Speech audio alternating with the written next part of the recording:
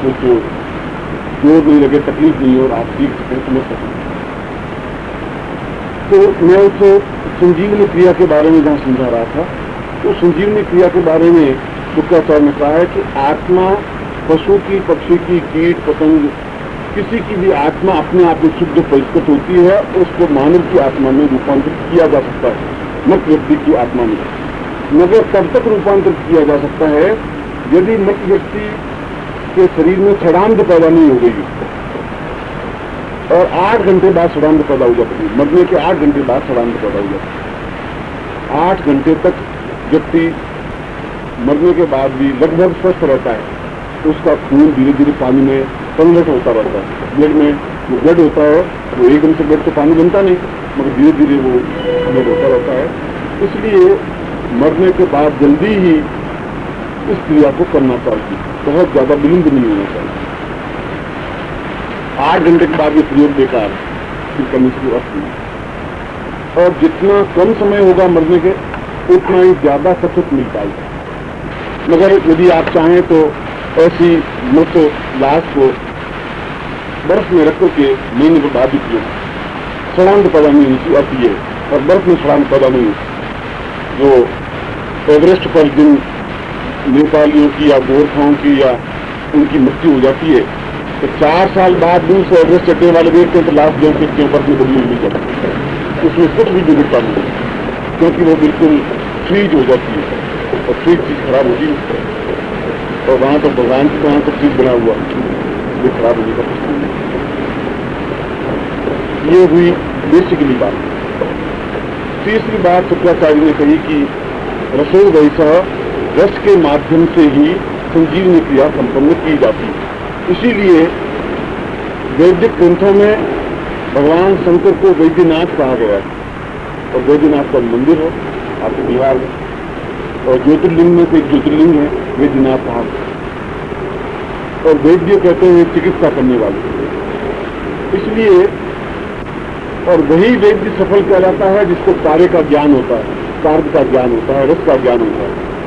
पहले जमाने में उसको वैद्य मानते ही नहीं थे जिनको पारा शोधन करना या पारा को संशोधित करना नहीं आता।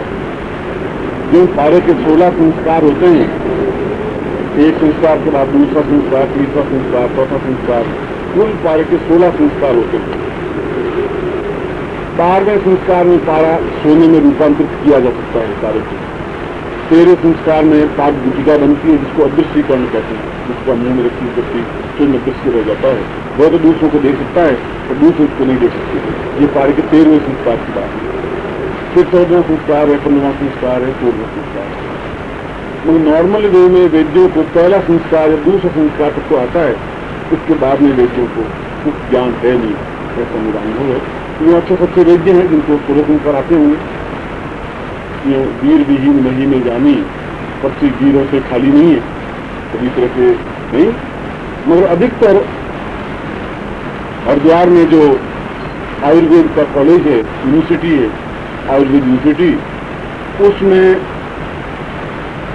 जो पढ़ करके एमए पास होकर के निकलते हैं, उनको थ्योरेटिकल तो 16 संस्कारों का ज्ञान होता है कि पारे को पहले सबसे पहले शहद में घिसना चाहिए, शहद में घिस करके उनके बंधन करना चाहिए, बंधन करने के बाद उसका पहला संस्कार होता है और दूसरा संस्कार, यूँ करके वो 16 संस्कार के बारे में समझा देंगे और प्रैक्टिकल पहला संस्कार भी नहीं करते। वो सही तरीके से उस शहद में भी पारे को तोड़ नहीं सकते।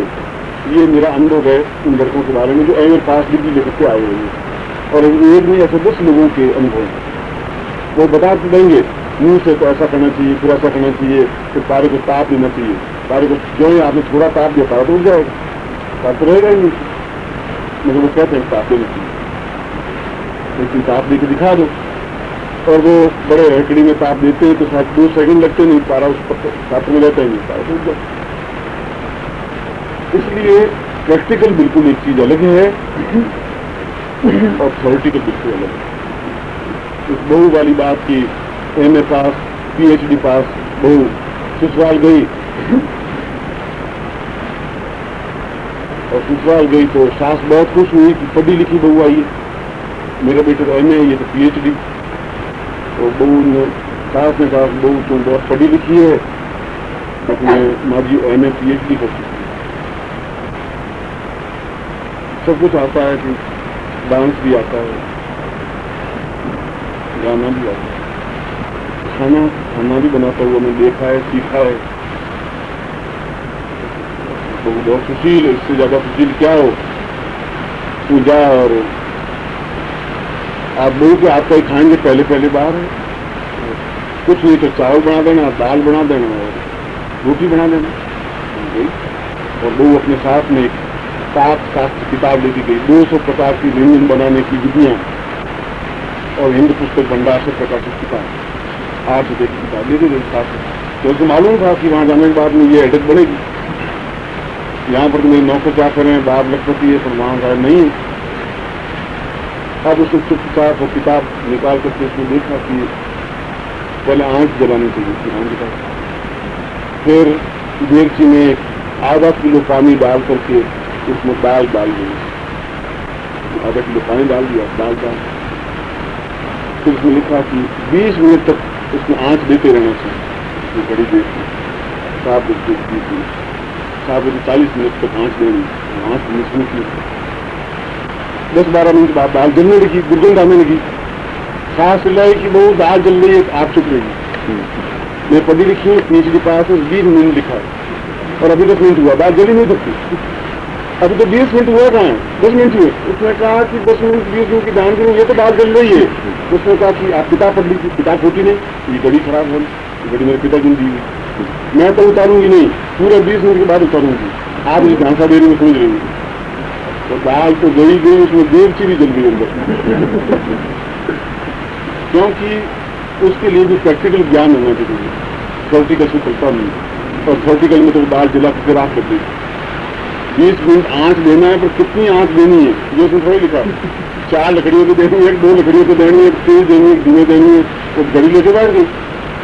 तो पारा संस्कार में भी थ्योरेटिकल से चलेगा नहीं, आंच जो आपने मीठी चिमनी की आंच भी पारा उठ जाएगी। इसलिए जो पारा सिद्ध नहीं कर सकते थे उनको वेद कहते ही नहीं प्राचीन जमाने में। और आजकल तो आप कहीं किसी शहर में आप पत्थर फेंकिए ऊपर और जिसकी खोपड़ी को लग जाए वो और कुछ नहीं तो वेद जरूर है। आप बीमार करके दे दीजिए, वो आपको इलाज बता देगा कि भैया तुम ऐसा करो कि 2 एस्को और 1 एनासिन मिला करके दे, और नहीं तो तुम शहद चाटो और कुछ नहीं पीपल का पत्ता भोर करके पी लो, कुछ बता देंगे, बताएंगे जरूर। उनको कुछ ज्ञान नहीं है, मगर वो वेद बनने हुए जरूर। और कभी आप जब बीमार पड़ के देख लो, जितने मिलने वाले आएंगे उतने इलाज बताएंगे, हर एक नया इलाज बताएगा कि मैंने ऐसा देखा था, उसको निकाला हो गया था, टाइफाइड हो गया था, तो